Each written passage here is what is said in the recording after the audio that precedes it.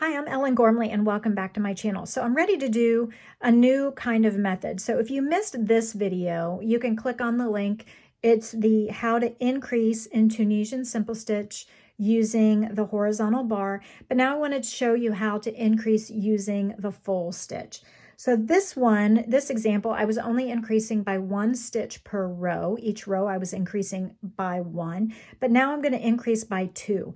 And so when I make top-down raglan sweaters, and you can see the V's starting to form here where it's increasing right here in the middle.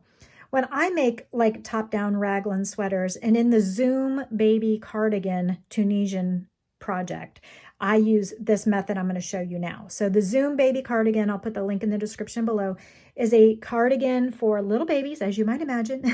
And Zoom was picked way before this whole Zoom camera thing. I've had this pattern up for years.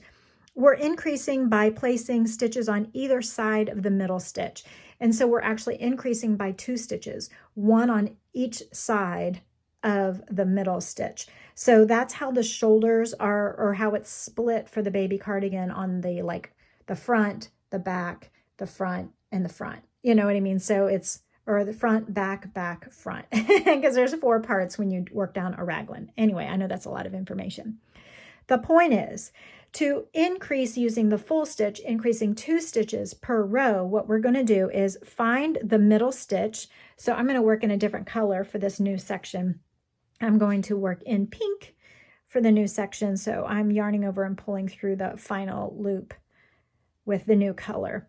So I'm going to take the stitches of the previous row, 1, 2, 3, 4, 5, 6, 7, 1, 2, 3, 4, 5, 6, 7, 8.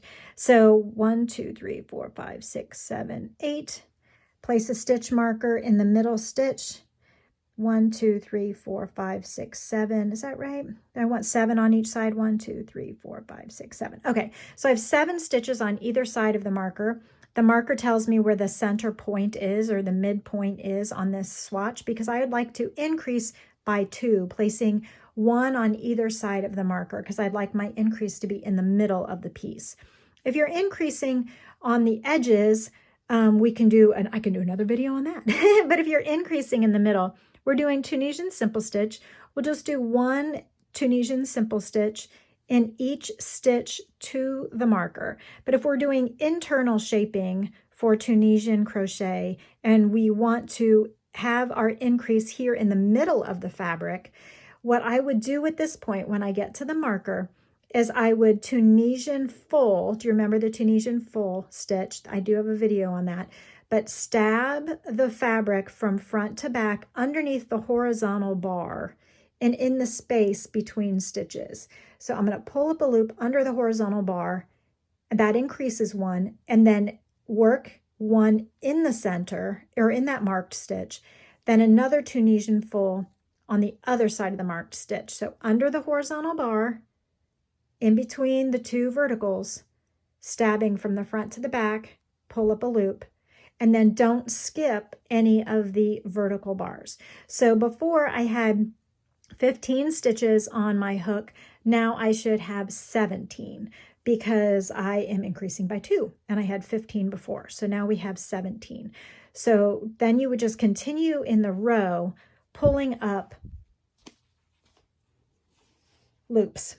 Okay, then we are going to go ahead and, let's see, we should count 2, 4, 6, 8, 10, 12, 14, 16, 17. We have 17 on our hook. So let's go ahead and not bind off, but return pass, yarn over, pull through 1, yarn over, pull through 2 loops on the hook all the way across. And we are going to continue to increase 2 per row. So our target for this next row is 19 stitches. It's going to make our shaping flare out quite a bit more than the first example. So we would move up the marker 1 stitch. So if we need the marker to help us remember where we are, that's okay. And now we know that we're going to Tunisian full stitch on either side of that marked stitch and Tunisian simple in the marked stitch. And this is how we're doing internal shaping for Tunisian, increasing 2 stitches per row. So we'll Tunisian simple stitch or Tunisian whatever pattern, like the Zoom Baby cardigan. I think it's a honeycomb stitch that we use. It doesn't always have to be Tunisian simple, but the point is that when you get to the marked stitch, you're going to Tunisian full stitch in the space under the horizontal bar, pull up a loop simple stitch in the marked stitch, Tunisian full stitch under the horizontal bar, stabbing from front to back, grabbing the yarn, pulling it through that space. And then, so that's another increase. And then Tunisian simple in each of the stitches across. So we had 17. We have just now increased by 2 by adding full stitches on either side of the marked stitch in the center. And our increases now are right up the middle, making a lovely fabric on either side. And so this works really well for top-down raglan sweaters, but also you could work anything where you're flaring out like a shawl or a scarf or get creative with it. So we should have 19. 2, 4, 6, 8, 10, 12, 14, 16, 18, 19 stitches. So yarn over, pull through 1, yarn over, pull through 2, yarn over, pull through 2 all the way across. Then if you wanted for some reason to stop increasing, just don't put in those full stitches and let it be. So if you were doing a top-down sweater and you needed to add stitches for a woman's sweater, for example, and you needed to put some extra stitches in front to allow for the bust shaping, you could do it this way.